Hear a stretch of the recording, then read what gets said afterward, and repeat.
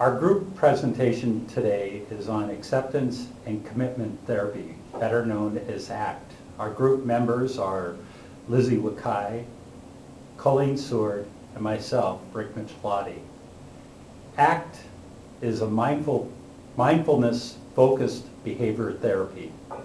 ACT is considered the third wave of cognitive behavioral therapy.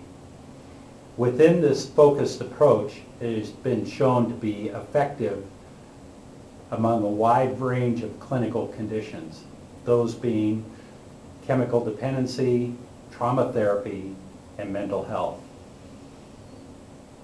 Within the article Embracing Your Demons by Russell Harris, he cited the research of ACT in being in stark contrast to most Western psychotherapies. ACT does not have symptom reduction as its goal. This is based on the view that ongoing attempt to get rid of symptoms actually creates clinical disorder in the first place. ACT can be used with individuals, couples, and groups, both in brief therapy and long therapy, in a wide range of clinical populations. ACT has been proven effective with a diverse range of clinical conditions: depression, OCD, workplace stress, chronic pain, the stress of terminal cancer, anxiety, PTSD, anorexia, and chemical dependency issues such as marijuana abuse and heroin abuse. ACT theory is based on empirical science, which assumes that the psychological process of the normal human mind is often destructive and can in and of itself create psychological suffering. An analogy of this theory might be with a whitewater rafting trip, and before you take the trip down the river, the guide walks everybody through the process of what to do in case you fall out of the raft when you're going through the white water. And instinctively, anyone would want to struggle and fight for their life when they're being sucked under the water through a rapid, or try to swim to shore. But those are two of the most dangerous things you could do, is to fight.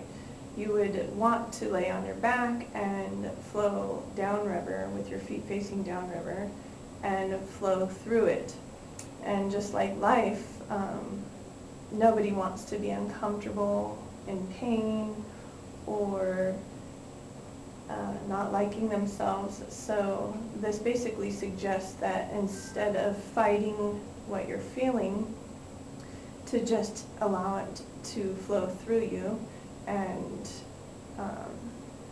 in essence it's going to bring you out in the end instead of creating more havoc on yourself.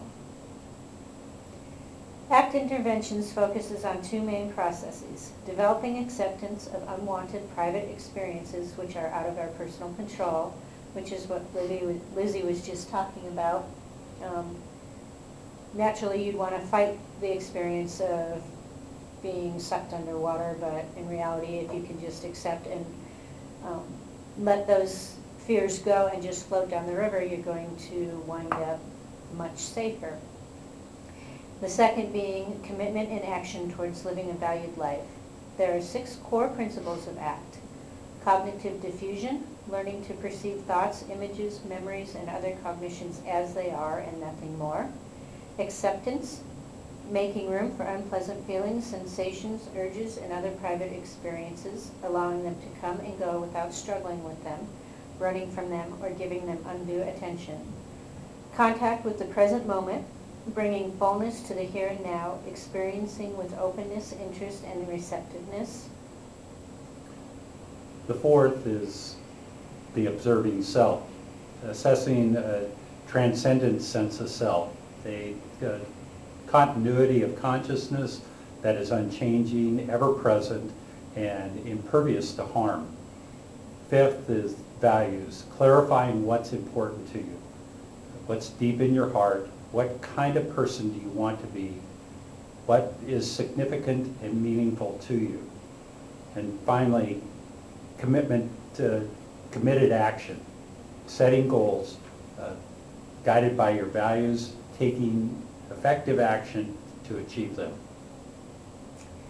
We will attempt to demonstrate 3 applications of ACT. We're going to show acceptance with our client by learning to cope with stress with some breathing exercises.